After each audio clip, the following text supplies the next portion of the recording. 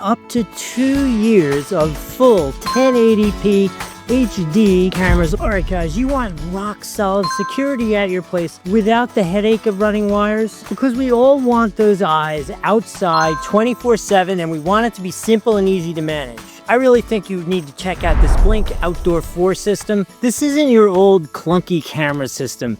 This is completely wire-free and easy to set up wherever you need it. You just plop in the batteries and you get up to 2 years of full 1080p HD, infrared, night vision, and day vision cameras along with audio, which I have a funny story about that. I was working on a generator, unboxing it, putting oil in it, and all that kind of stuff today, and all of a sudden in the background I hear, "Why are you taking the generator apart?" I'm like, what? Why are you taking the generator? That's right, the beautiful Miss Nikki was spying on me in the driveway while I was working on the generator, setting it up to go, but she thought I was actually taking it apart in not a good way. So I can tell you for sure that these really work. What do you say we take a look in there and I'll show you what comes inside the box?